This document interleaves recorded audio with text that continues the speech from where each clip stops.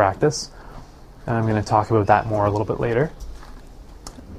As far as body composition goes, there is definitely a genetic factor that is involved. Genetics definitely play a role, although it is definitely a limited role, but they do play quite an important role. Genetics mostly control our metabolism, which is essentially how many calories our body is burning at rest over the course of a day. Genetics also control our fat storage propensity and where we store our fat for the most part. The quality of fat that we have, so babies are typically more prone to having brown fat. Brown fat is essentially a type of fat that is thermogenic. It creates heat, so it's less of a storage form and more to keep them warm. As you age in your life, the amount of brown fat that you have goes down, but it does vary from person to person. Another important thing to recognize is that leptin is one of the most important hormones that we have for regulating appetite, and it's produced by adipocytes, the fat cells. Interestingly, there's a lot of research that's coming out is showing that fat is actually has endocrine-like activity. I don't want to get too far out of myself here, but this is important to know. Less adipose equals less leptin resistance. So the less body fat that you have, the more easily it will be to become satiated, to feel full. So everybody knows that, but there's something that science just told us that we already know. So if you have a lot of adipose tissue, your body has more circulating leptin.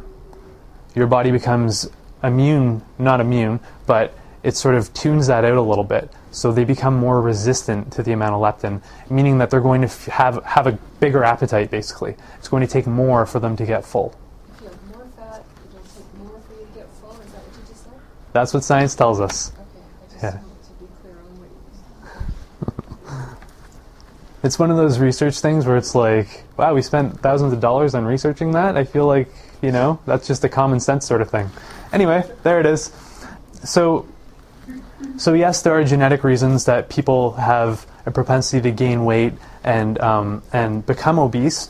However, the most common reason for obesity is consumption of too many calories. So weight gain, this is a simple formula. Weight gain equals energy input, so the amount of calories that are being ingested.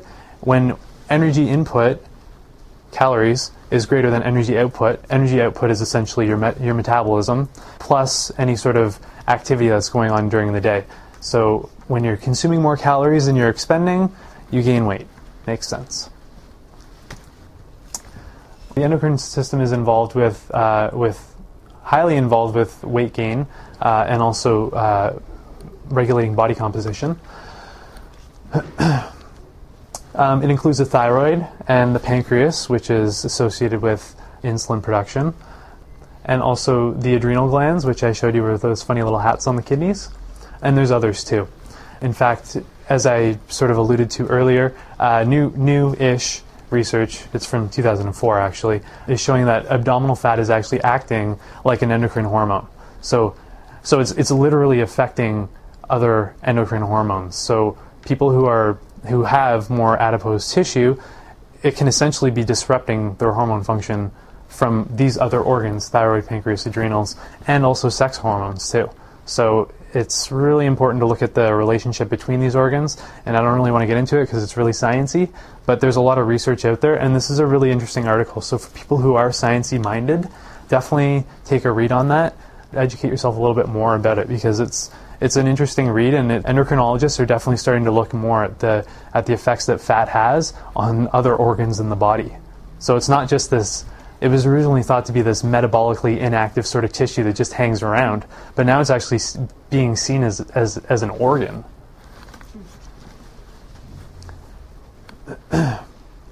What's the problem with obesity?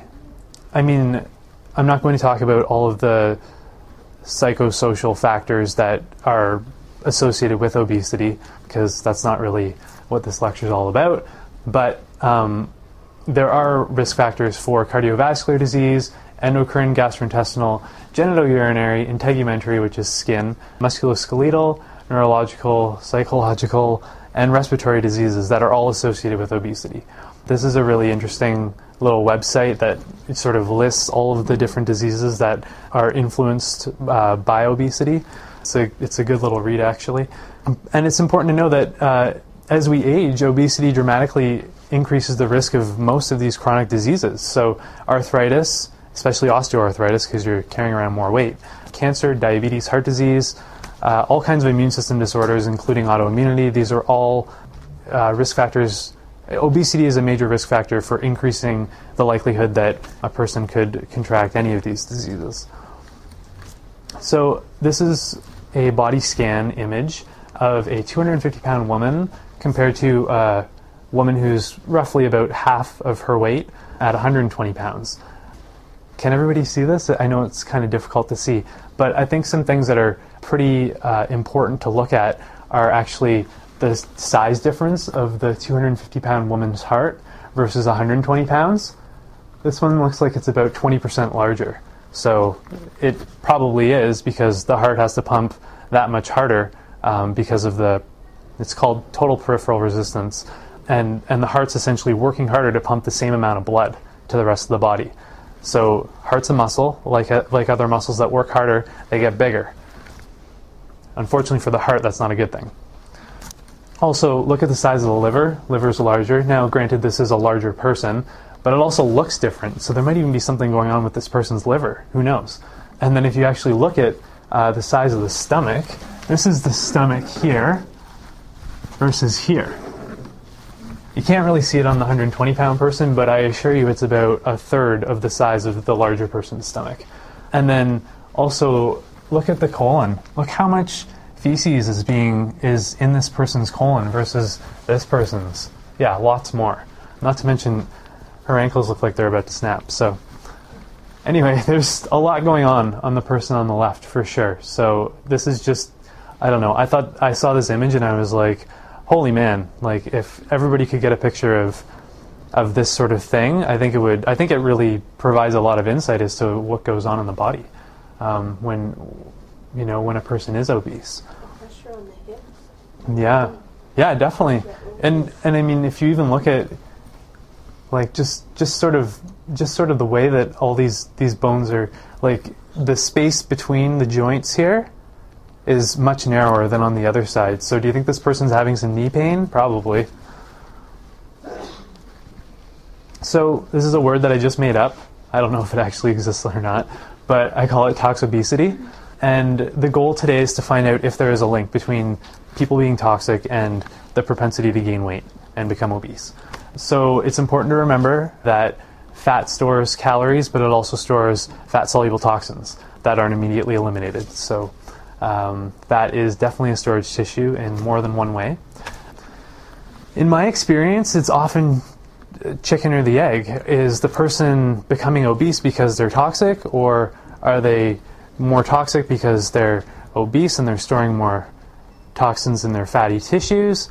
You know, it's kind of a back and forth thing, and I mean, it doesn't matter what started it. The point is that they occur hand in hand, but definitely those who are toxic typically make poorer diet and lifestyle choices, and poorer diet and lifestyle choices also incur toxins, as we talked about, all those terrible foods that are a source of toxicity, from their packaging to their deep fried nature or whatever.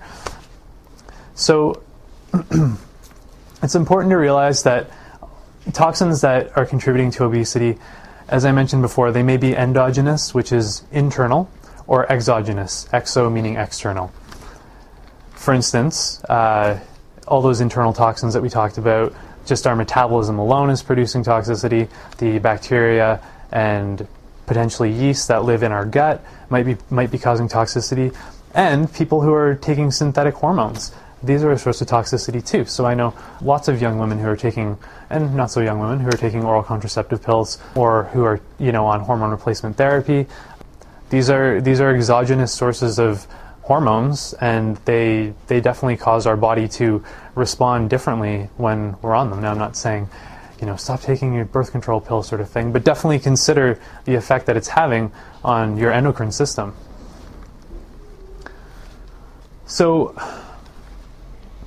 lots of research is showing that there are certain toxins that are endocrine disruptors. So we talked about those toxins earlier that were found in the remember when we were talking about the newborn babies who had the umbilical